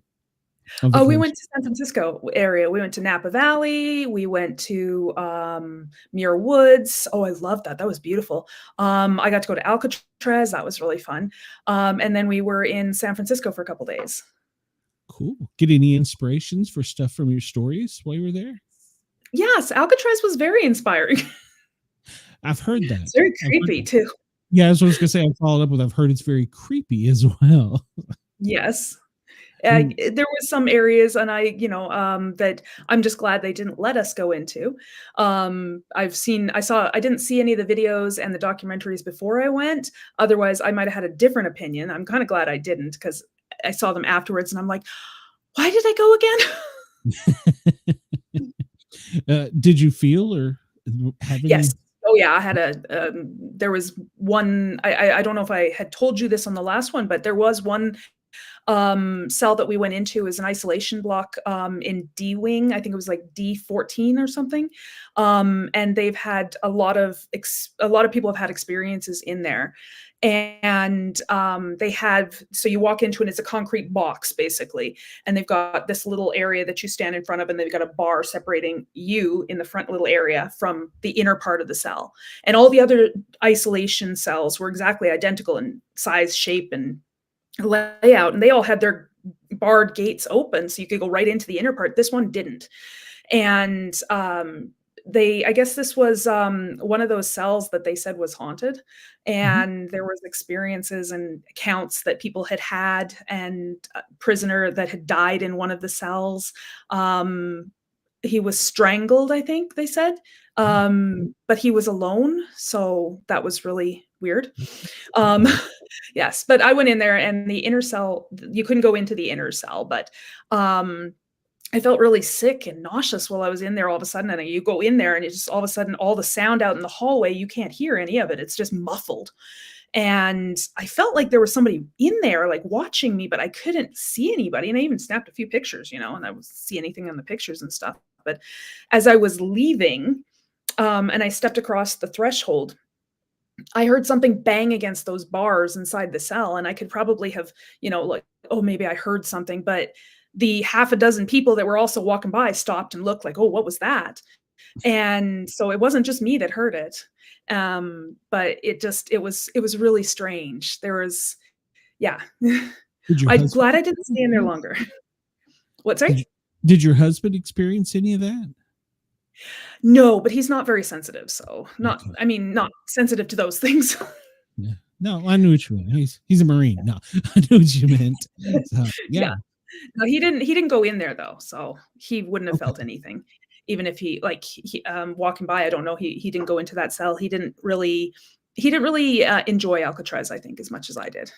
I like the layout. I like looking at the old buildings. And we went to one place in Napa Valley. I can't remember the name of it, but it was built and shaped. It was built identical to a castle, like old French castle. And some of the things that were in France were brought over to, so that they were antiques and stuff. And I like that architecture, and just trying to think about like, well, what was it like there then? What would it have been like for people living in that time? And I was thinking the same thing when I was in Alcatraz.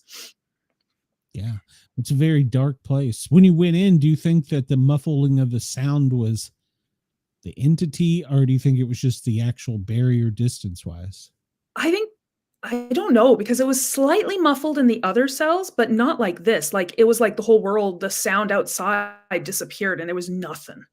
And I don't know, that was strange. It could have been something. I don't know. It's kind of one of those experiences. It's hard to articulate it. So I'm, Sure. But it gave me some inspiration for things. So Well, have you ever seen anything or? yeah, I've seen things throughout, here and there. I've, like flashes out of the corner of your eye. We had some experiences. I worked in a hospital. I mean, anybody who's ever, like a lot of people die in hospitals, and they're all haunted. Every one of them I've been into, I'm sure they're, every hospital is haunted. And I worked in the X-ray department. I was the only one there. And I saw somebody walking through the window, looking into the X-ray room. And I saw somebody walk by that window. And I'm like, there should be nobody in that room, because that's my X-ray room. I'm not in there. There should be nobody in there. So I went in to look. There was nobody there. I was like, well, who the heck walked by the window? Because the both doors going into that room were locked, and there was just that little wall. That was the only way in or out from, to get in there, unless you had a key. And the doors were closed. They were both locked. Nobody had come in, but I'd seen somebody walk by, and I described to my mom, because she used to work in that department before I did, like before I was born. And I described to her who it was, like what this figure looked like. And she said, "Oh, she knows that person. That was a person she worked with. He ended up dying in a plane crash in that area." And, she says, "That sounds just like him." So, I mean, that was a pretty, I've never been scared when I've had these experiences, because I've had a lot of them now, but, never really been scared. It's just, oh, go away. Don't jump scare kind of thing. Well, sometimes it is freaky though. I mean, seeing things, and then like I was telling the first guest about, you don't instantly connect what's going on with what you're seeing. And there's like almost a delay. And then afterwards, after the event or whatever is over, you're like, wait a minute. That's not possible. So, yeah, it's like, wait, what did I see again? And then you start questioning. It's like, did I really see that? Did that really happen? Or am I like losing my mind? But you're not. I just, honestly, there's so many things out there that we just can't explain. And science can't explain it. And if science can't explain it, a lot of people like to dismiss it. But it doesn't mean it's not true. No. Well, like we were talking about UFOs, hundreds of sightings a year. Well, probably a day. I don't know. Especially here lately after the comet, there's been so many headlines and stuff, that people are seeing things. Is it they want to see it? Did they really see it? And in trying to, and then of course there's so many people like, it was the military, or though that was just a shooting star, or, they just want to blow it off. But if enough people see the same thing, exactly, if there's enough things that you're out there seeing, that, yes, maybe some of them are those, you can't explain some of them away, but there's enough of them, enough things that people are seeing and things that are happening in our world that you can't explain all of them away with, logic. So, if I think, what was it? Sherlock Holmes said, if you can rule out something along those lines, I don't know the exact wording, but if you can rule out all of the things that, if you ruled everything out, whatever is left should, it's the answer, however improbable it is. Yeah. Rule out the knowns. Exactly. It's, well, when it was paramedic treating a patient, that's what you did. You rule out things until you get to sometimes you go, I don't know. Here, we're not going to make it. We'll get you to the hospital. Oh, Band-Aid. Here, you'll be all right. Yeah. Have you ever had any type of UFO experience? I did once, and I just sort of shrugged it off like, okay. But I was also very young at the time, and it was late at night, and I was coming home from a movie, and I got out of my car, and I stopped in the driveway, and I looked up, and there was this white, it was like a star in the sky. That's all I saw. And it was just zipping around like crazy, doing zigzags up there. And I was like, well, that's not a star. I'm pretty sure that's not a space station. Don't think any planes or helicopters move like that. So I think that may be something else. Okay, I'm going to bed. That was kind of as far as I got with that. And then I thought about the next day. I was like, yeah, I should have grabbed my camera. I should grab my phone or something. Well, not that it's easy to videotape a star. So, yeah. But you would have it for you. That's the thing. Yeah, that's true. Yeah. But I mean, like, I remember it. I remember where I was. I remember what I was doing. I remember what I was thinking. So, I mean, and that's the thing, whether somebody believes me or not, I know what I saw. I know I was there. I know my experiences. Just like I can't verify everybody else's experiences. I don't expect everybody to believe me either. Yeah. I tell people, I believe in Bigfoot. Yeah. I've had experiences. It's not my job to prove to you that it's real. I know it's real. Now, if you want to see it, I can tell you some good ways to do it. I can tell you a lot of things. So. I lived up in the northern BC area. It was a lot of trees and stuff, and there were a lot of sounds that we would hear that just did not sound like regular animals. And I had dogs, and the dogs were scared to go outside. So I'm like, well, I'm certainly not going out there. The dogs are scared to go outside. So, but there were some sounds that just did not sound like animals. But they weren't like machinery or anything. It's just really weird sounds. And yeah, I can't explain what they were. Oh, no. Well, I mean, even the U.S., you look at it at night, one of the satellite pictures, middle of the country is almost completely Yeah. dark. So we Yeah. haven't even explored where we're at. You know what I'm saying? Yeah. So, yeah. Chris says there have been ancient carvings on walls with what look like UFO. Those people didn't take the time to carve like fake stuff onto walls just to prank us centuries later. It's very Yeah. true. Well, yeah, Yeah. I mean, what they were just recording what they'd seen, and there's, and it's frustrating because there's a lot of people out there, but, "Oh, well, maybe it was the sun or the moon." Well, no, it doesn't look like the sun or the moon, and they were trying to be as accurate as they could in their day and age, so Mhm. I wouldn't be surprised what they did see things, who is it for me to judge? If they drew it and they recorded it, then they probably saw something. Yeah.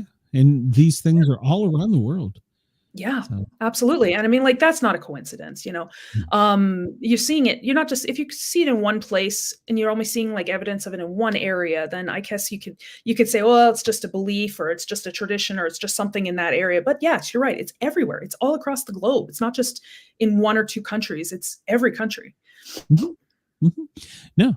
And like you said, it's too many to not be Mhm, believable. If that yeah, makes sense. Too yep, many too many, you can't rule it out because you've seen so many. So um mhm.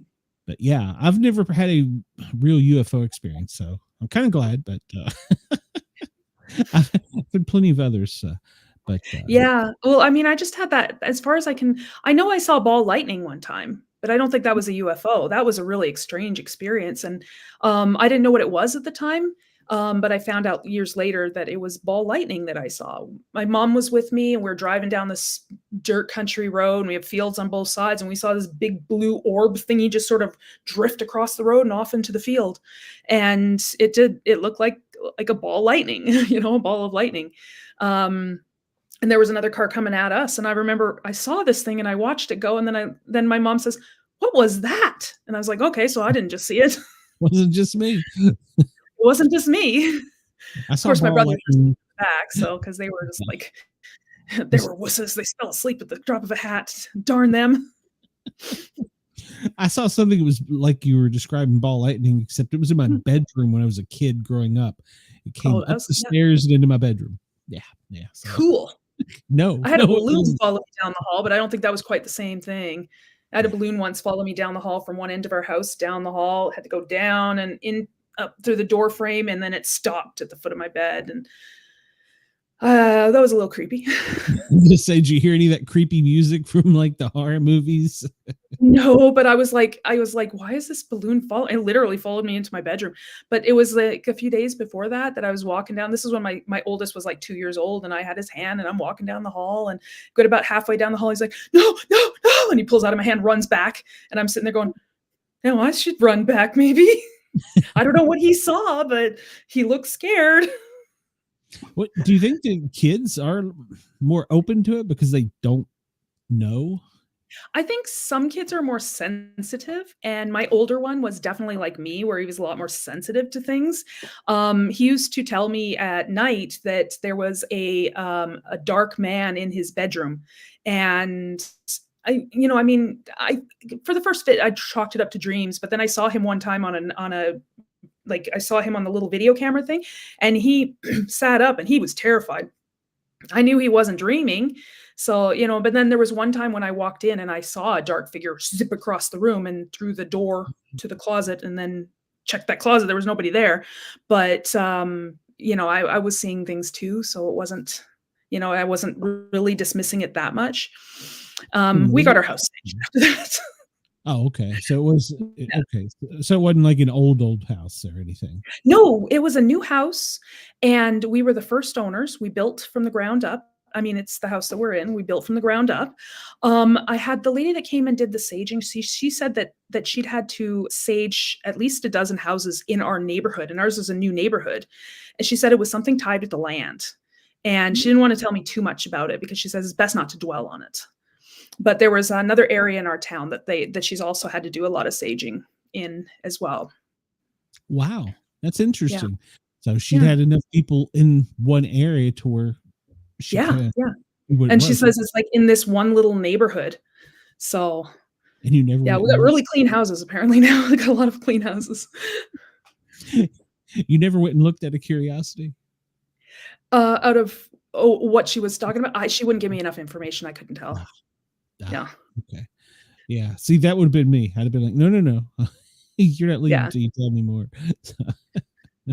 Yeah, no, she said it's best not to dwell, because if you dwell, then they can come back. That's true. That's true. She's closing the door that was kind of Yes, left so you're open. inviting them in. Yeah. But our house was a lot cleaner. It was a lot lighter after that. And then oddly enough, I started having more experiences. But they were not the same. They were different. Were they still scary-ish? Oh, no, not really. I mean, like I said, few times have I ever been scared. I know that we had some, and it wasn't even necessarily sightings or things that you were seeing. It was just strange things happening. Like our shower door exploded. And then 2 weeks later, my crock pot lid exploded. What? And then I think it was a month later, my husband dropped something on the counter about 6 inches from my phone, and my screen on my phone shattered. It didn't hit my phone, but there was lots of things like that happening. Just seeing lots of things out of the corner of the eye, things falling off shelves, things moving into a different room. Like, where's my glasses? I put them right here, but now they're in the kitchen on the counter. I didn't put them there. Nobody moved them. The kids were too little to reach them. Just too many of those things happening. Wow. And your husband, did he see or experience these things? No, like I said, he's not as sensitive to those kind of things. I've always kind of been more sensitive to those things. We've had a lot of haunted houses that we've lived in. So yeah, I kind of grew up with that, and it wasn't never too scary for me. But some of those experiences were a little like, I don't like the jump scares. So they felt more like jump scares. Okay. Your husband now, when you tell him something, he just rolls his eyes. He's like, yeah, okay. No, he believes me. He just wishes kind of that he would experience some things too. Be careful what you ask for. Yes. Yes, I've fallen into that trap a few times. Yeah. You don't know what you'll get. So Chris says, I would be dwelling on all of that. But some people are that inquisitive. And then that's when you bring it back, and now it knows you got a connection and you want more, and it can get weird quick. That's why I write stories. Yeah. I just put them in there. Your characters come to life walking down the hall. You're like, no, not today. Satan. Oh goodness. I think my characters might strangle me if they ever met me for all the crap I put them through. Somebody asked me once, it's like, am I my character? And I was like, no. I do put elements of myself into my characters. I think it's impossible not to. Sure. Well, it's your release. You said earlier it was your release, your way out. So. Yeah, it's my escape from reality, Yeah. Can't beat the dog, you'll go start a war. So yeah, exactly. Yeah. Triumph in my novels instead of, real life isn't as predictable, but stories can be, especially when you're the one writing them. I used to jokingly say in real life. So. Yeah, exactly. I used to jokingly say that writing satisfied my God complex. That's true. Didn't somebody write a book, an author, about their characters came to life and came after them? Yes, I think this has been done a couple times. Okay, all right. So, because we were talking about, I think it was Misery by Stephen King. Yes. And the only reason I know that is because I just bought that book. Okay. Yeah, I was thinking, I haven't read that in a long time. I was thinking, I know there's a book. Do you do a lot of reading, by the way? I never used to. I wrote because I couldn't find anything to spark joy, so to speak. But since I've been doing book signings and reaching out to my fans and stuff, a lot of people are recommending books to me. And I had to buy 3 bookcases because now I've got a huge to be read list. It sort of exploded. Gross, yeah. I don't find time to read, but I listen to other people's shows. I don't understand it. Yeah, it's kind of like, for me, it's kind of just like relaxing at the end of the day. If, with the blue screen and stuff, I can't write right up to bedtime or I won't sleep. It just ruins my night. So I shift at a certain time when I'm starting to get ready for bed, and I'll read. That's when I open the book, because there's no blue lights with those. I don't do the Kindle or the Kobo because I like that sensory, like holding a book. My autistic brain is happy to hold a book. Well, Mrs. Sportcat's like, you got one thing there full, and from people sending me books and stuff I've got piled on the bed, and there's some behind. Yeah, She's, yeah. she's like, "You're gonna read that?" I said, "Yeah, we'll go on vacation. I'll do it." Well, I do know if I read a book and I don't like it, it does not stay on my shelf. I will consign it or donate it or what, but yeah, Yes. there's a couple that have not stayed on my shelf. So, very Mm. fair, I mean, I'm willing to try, reading almost anything. I mean, I don't read history just 'cause I fall asleep, and then mystery is not one of my favorite topics, although there's some mysteries that are really good. Um, and although, if it's got enough adventure, I'll read something that's got a little bit of a spicy romance, but I'm not a big spicy romance person. Yeah. Well, I can't force myself to read any of the classics now because of school. It's like I was Yeah. ruined on Dickens. He was my favorite author, but I was ruined on him because I was Oh, forced. yeah, when you have to analyze it all. I was telling somebody that my son we have one of those little, they look like little bird houses. They're like the little take a book, leave a book libraries on a stand. And we were walking along, and my son says, "Oh, hey, mom, there's one of those little libraries where you can take a book." And he says, "Here, I'll take this book. It looks really good. I want to read it." And I'm looking at it, it's like, it's Grapes of Wrath. Like, sure, if you can read that, you can have it, dude. Yeah, He's force 9. yourself to that one. So maybe he can. He made it 2 pages in and said, "This is too hard." Agreed. I told him, "So wait, there's a chapter about a turtle, dude." Oh yeah, that was a long time ago. Yeah, But yeah. yeah, I find myself trying to read more stuff at night to get away, and I'm more like the superhero or Oh, yeah. the novels with the like your type of fantasy, Hmm. something to be. I'm not on this earth. I'm somewhere else. Yeah, yeah. I like that to relax. So yeah. Yeah, Now I'm dreaming, trying because that's why I like to. the fantasy genre, is that you can pull elements from all the genres, and you could write like a dark fantasy or a fantasy horror or fantasy thriller or fantasy adventure, and you can pull from all the different genres, and you're not limited. You can do anything you want. Sci-fi and fantasy are very similar in those regards.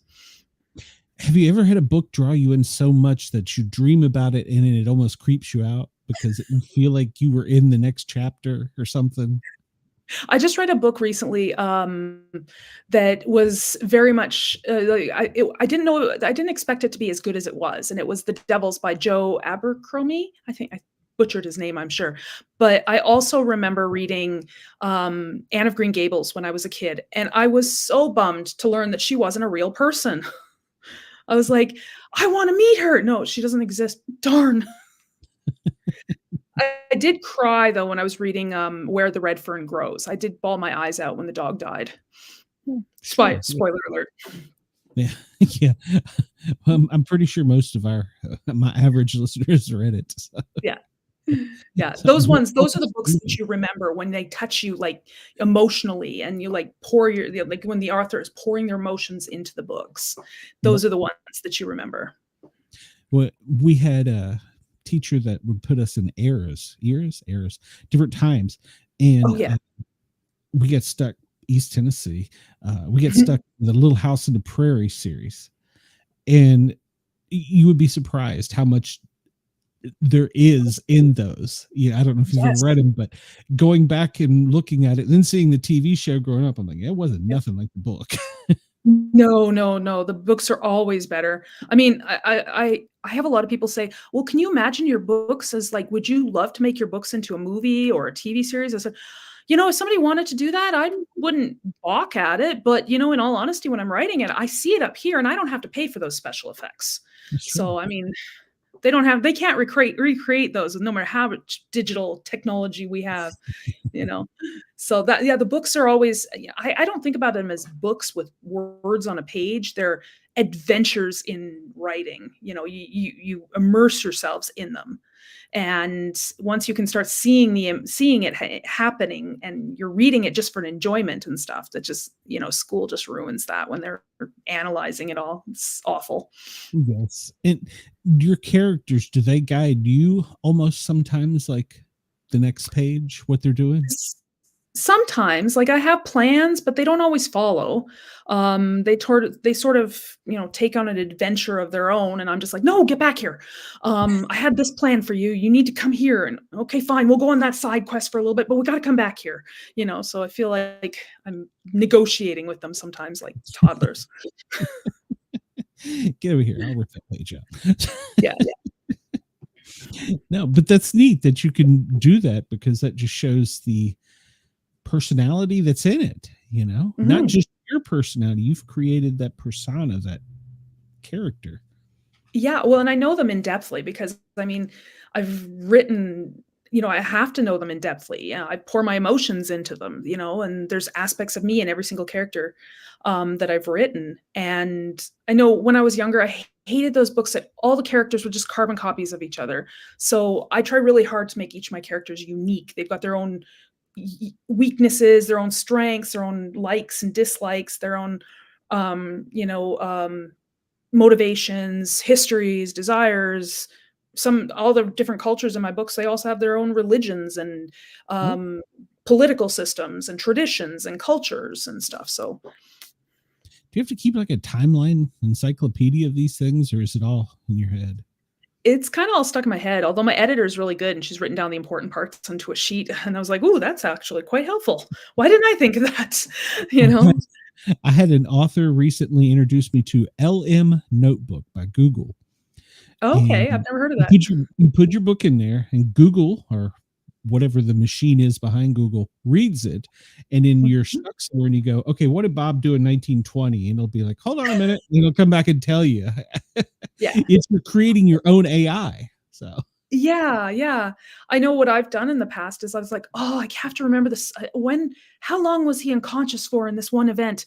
And I have to go back to the other book, and I'll grab it, and I'll start looking through it, and I'll be like, "Ah, there it is. I knew I'd find it." I know where all the different details are in my books. So, Chris says, "I didn't make it 2 pages through that book. Your son should be I considered was a very reasonable impressed because person." he was reading it aloud to me, so I know he was for sure reading it, but he was stopping, like, every paragraph, at least once or twice paragraphs, like, "What is this word?" So and then he just gave up, but, I mean, he still reads Dog Man, that's about the extent of it. I'm trying to get him to read something more words than pictures, but Hey, comic books are really great, and they've come a they long way are. since we were kids. So They have their own genre now. I think they call them graphic novels, and I just remember them as Archie comics. That was about they didn't have, they had the Archie comics and they had the superhero comics, Mhm. and I had a whole collection of Archie comics when I was a kid. Funny. A lot of people never liked Archie. I always did. Richie Rich. Yeah, yeah. Wasn't There's a character in my series, in my book, he shows up in the 3rd book, his name is Jax, and he's roughly based off of my opinion of Moose from Archie comics, you know? The okay. act first, think later, but he matures as we go through the series, so he changes, and he's Jocular, yeah, that jocular way. yeah, yeah. Yeah, he's this big, but he's like a teddy bear as well. Uh, so how many books? Well, how long does it take you to write a book? So rough draft, somewhere anywhere between depends on how much of a role I'm on, 2 weeks to 4 months. My Oh, 2nd wow. book, I was on a big role, and I wrote it in 2.5 weeks, but that's not typical. It's usually somewhere between 2 and 4 months, but editing takes longer than that. You hate your editor? No, no, I don't hate her. No. You said that so passionately. No, no, listen. I've had a No. few editors. I had a hard time with finding a good editor. My first editor was not an editor, or at least he wasn't. I don't know. I didn't know the process either.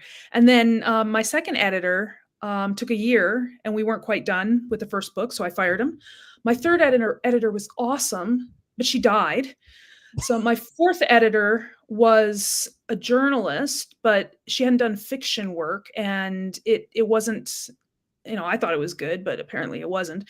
I had my mom look at it at one point, and now the editor that I have now is a certified editor, and she's done some fiction work now. So I think it would also help. Like I couldn't be an editor. I'm not smart enough, but if I was, I wouldn't want to be an editor on something like historical novels. No, I'm sure they can say yes or no, you know? Yeah, I would. You'd have to have your own genre because then your bias could Yeah. kill somebody's And work. I know every single editor I've worked with has their own bias about certain words. I know one of my editors really didn't like swear words. And I'm like, it's a young adult novel. I have to have some swear words in there. I'm sorry. You know, I will cut a chase and I won't use the F one, you know. I will like meet you halfway, you know, but No sex scenes. We're good there. So. there's no, I don't write those. You know, there's romance. There's just no boudoir scenes. Yeah, no, I think Unless they're having a sword battle or a magical fight in the bedroom, there's nothing going on. Well, that's a whole different genre. Yeah. Not my genres. I had an author say their peppers to the spiciness is how they rate them when they're, I guess, when the authors are all talking. So, Okay. Yeah, no, I heard about it. Like, I don't know where, and I don't even know where to find it, but I heard that there's a spice rating, yeah, you know, like how spicy something is. And some of it is, you know, 50 Shades of Grey or beyond. And yeah, no, I won't. I want an adventure. I'm old school. I like, you know, Lord of the Rings, Game of Thrones, supernatural TV series. I like those old school, just adventures kind of thing. You know, I don't want to have to take a break. Nobody has 3 chapters worth of stamina. you couldn't write a Western. So. I get it. If they had magic, magic in there, it could. You know, I mean, they did sci-fi and cowboys. Why not, you know, aliens and cowboys, right? God, Westworld freaked me out when I was a kid. No, I hated it. Yul Brynner. I remember the Bonanza song. Yeah. It's funny. I spent all that time up in Tennessee and Mom is watching that on, I think there's like a Western channel or something, and old people watch. And she's like, "You want to see this?" I'm like, "I watched that when I was like 12, Mom." No, I'll be upstairs watching something else. Yeah. Well, I'm probably dating myself here, but we used to watch the old Lassie. And the only reason I'm remembering that is because she had the phone that was like the little crank phone. And I took my kids to Home Depot and they have all the Halloween decorations. And they were looking at this phone and said, "Mom, this is a weird phone. There's no buttons, but I see numbers." It was a rotary phone. Yeah, Cowboys and Aliens. That's what it was. There's a rotary phone, and they're like, "How would you even?" I said, "Oh, I remember those." And he's like, "How do you even use it?" I was like, "Well, let me show you, but you just don't make a mistake, otherwise you have to start all over again." Yeah, no texting. No, there was no texting. Although there was letters on it. I don't know why. There was letters on some of them. I think back when it first started, it may have just been like, you know, A762 was like tied to an address or something. Oh, or it could be like they were using the letters to spell out a name, and then it was coordinated with those numbers. It could have been that as well. Yeah. It was way before me. So, but I can remember seeing some of my grandparents' books and little notepads, and they would have numbers, people, and they did have a letter. So, okay. I remember. So yeah, I'm dating myself again here. My grandpa got one of the very first cell phones, and this thing was the size of a brick, and he had a suitcase with it. Yep. And I was like, well, that's kind of a waste. Yep. I worked at Radio Shack in high school, and that's the very first. I remember. I loved Radio Shack. Yeah. It was about the size of a laptop. Yes. Well, I started writing on a typewriter. Yep. I had to take typing. And I remember, I went to do a presentation for a grade 5 class, and I was telling them how I started. I started on a typewriter. Writing became my hobby, then my passion. Now it's just cheaper than therapy. And we went through like an hour and bit presentation about all the different aspects of it. And the only question afterwards that everybody had was, "What's a typewriter?" And I was like, "Of course they would stick on that. You know, different generation." I said, "Picture your keyboard attached to a printer. There you go."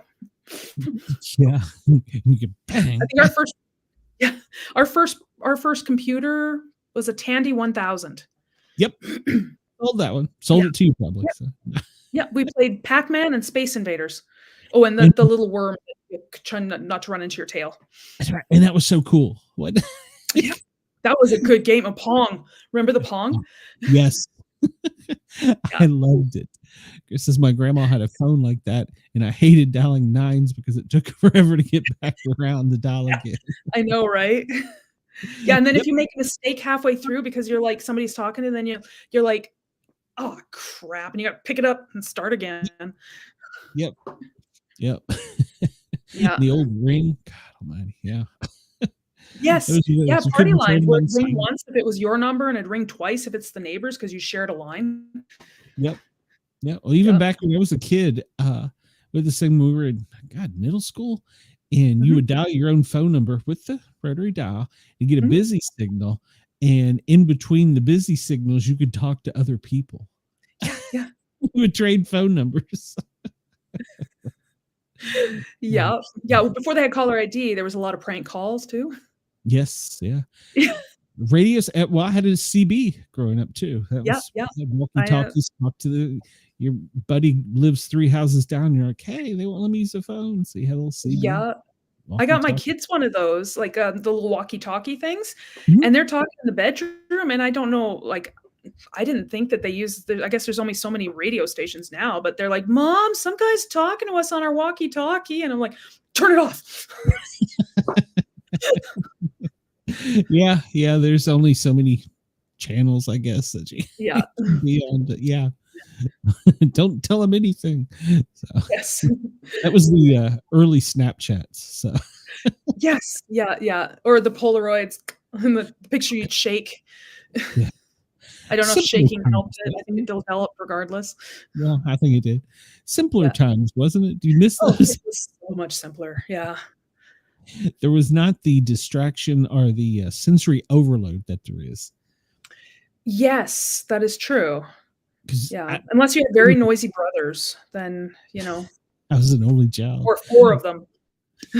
Yeah, I was an only child, so I didn't have that. But Oh, now lucky. you can get sensory overload so easily. And my Yeah. grandson, he's 4, and he's got the TV on. He's got his little pad. Mhm. And he's talking in the conversation, and he knows what's going on the TV and the pad. And I'm like, Multitasking. yeah, I was your age, boy. So Yeah, when I was your age, there was no remote control. Then grandpa kick you with his foot. Turn the channel. Hold those 3 rabbit ears. 3 channels. So the president was on, we were screwed. So Yeah. Yeah, we had like 3 channels, and like one of them was like World Vision, one of them was news, and I think one of them was always commercials. I don't know why. yep. So yeah. Yeah. I do The miss hockey those days, but sometimes you think, man, what the hell did I do? You know? Yeah, like before internet, it's like I had to remember stuff. Darn it. And now you just, like I said, you put your book into the whatever Yeah. AI or whatever, and it reads it back to you. It's Yeah, weird. exactly. You can Yeah. even you can make a podcast now with that. You can type, say, tell me something about Bigfoot in Wyoming, and it'll pull up something, and then you'll say, like, read it to me as a show, and it will. Yes. It's But it's just regurgitating other people's stuff to you. It's not coming up with its original ideas and stuff. So no. But some of it, these new voices almost sound like they do have a personality, which is kind of creepy. Yeah, they've got some intonations and stuff, but then they say words funny. You know, like Sports cat. yeah, they have some different or oh, what was it? Our GPS, when we first got one of the GPSs, and it would tell us, you know, we're heading to IKEA, and we get to the highway and it says Ike on the left, and I'm like, Ike. It's like we're driving by the Kia dealership, and it's Kaya, turn right. It's true. My Google still does that. It's Park Place Drive, or like whatever it is, and it'll say Park Place, and then it won't say drive, it'll say DR. Okay. I get it. The funniest thing was when my son, so we have a road in Calgary called Shaganappy. It's hilarious. And I told my son, I was like, okay, we're going to turn on Shaganappy. I need you to remember this. He was only like 4 years old. I said, what is the name of the street we're going to turn on? He said, Shaganaki. That is hilarious. So every time I see that name and I'm going to turn down Shaganappy, I think Shaganaki. My grandson, he can't say monster truck. It sounds like mother. And he come upstairs and was all excited about this something he got. And I'm like, what the hell did you teach your kid to say? Yes, my son was, because he had a speech delay, but he was also early learning. Like, he was really young too. So he's sitting in his high chair, and he said, I swear, I thought he said the F word. And I said, no, you don't say that. That is a bad word. And then he looks at me and he tilts his head and he says, spoon? And I was like, oh my gosh, you were trying to say fork. Okay, I'm so sorry. He didn't say it for a very long time. Oh Lord, we have wandered so far, and I do enjoy talking to you because we get shiny and go places. Yeah. So I enjoy We get to having learn how on. my brain works. So no. Yeah, you've told state secrets now. So. Rotary Well, phones and Lassie. you're not that old. You're like 25, so you're all good. Oh, you're so sweet. So tell everybody, and especially our Australian fans, where they can get your stuff, because your stuff is amazing. I haven't personally read some. I've read some of what your Mickey, whatever he's called, has sent to My me, publicist. Yeah. publicist, but I haven't like dove in deep. But it's fascinating stuff. So tell us where we can get it. Yeah, I can. The best place to look is on my website. It's www.jmshawauthor.com.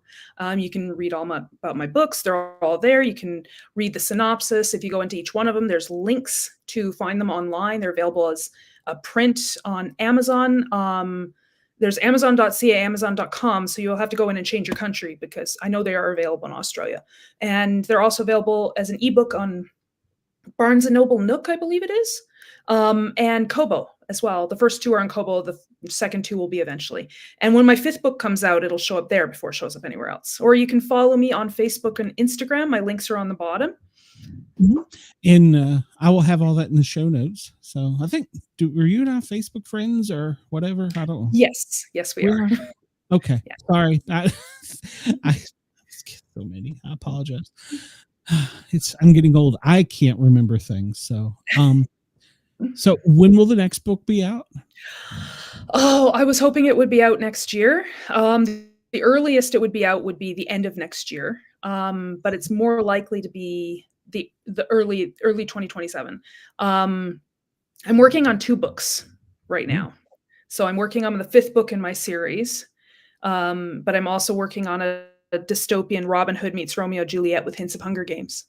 So, but you'll have to follow and find out more about that. Okay. Well, I know we're going to talk before then, because, well, I like having you on, and still got to get your video. I love being here. Well, it's fun when you have authors that you got so much in common with, and when you enjoy their type of genre, and plus you get spooky stories. So, yes. and you always got a new one. So yeah, you'll new get ideas. I've been writing for over 35 years. There's lots of ideas rattling around in my brain, and some of them are darker than others. I worked in X-ray for many years. I got a very dark sense of humor.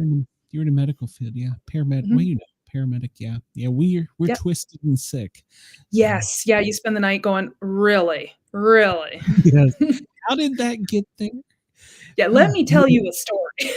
You were moving naked, right? You drove your motorcycle under the moose. Well, good thing you did. Yeah. So.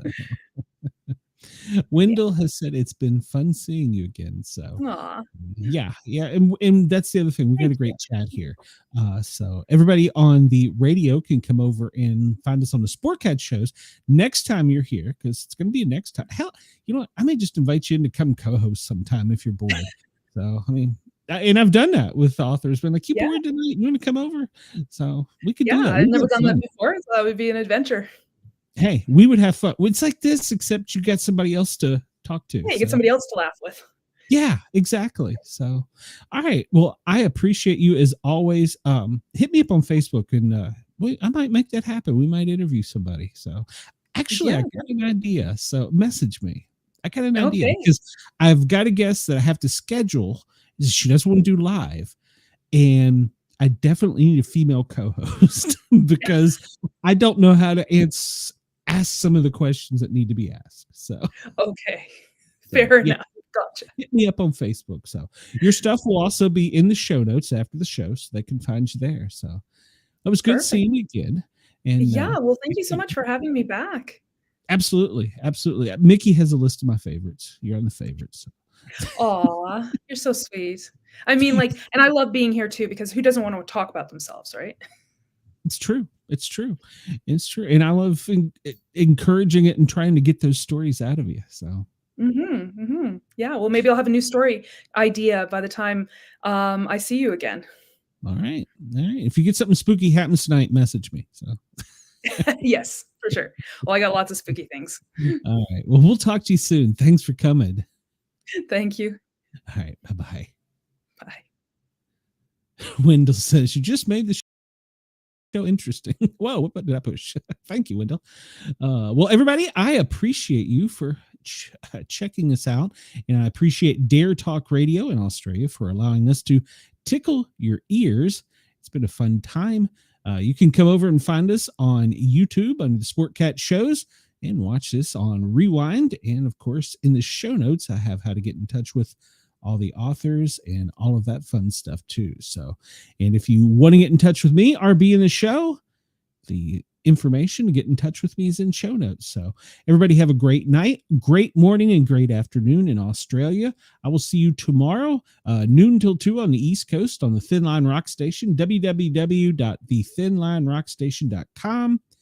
I've got my Halloween rock and roll episode. So tune into that. And then from 2 to 4, I'll be back here doing the Sportcat Daily Gazette. Until then, everybody have a great night, great morning. I will see you soon. Sportcat is, I'm alone tonight, so I'm out of here. See y'all soon.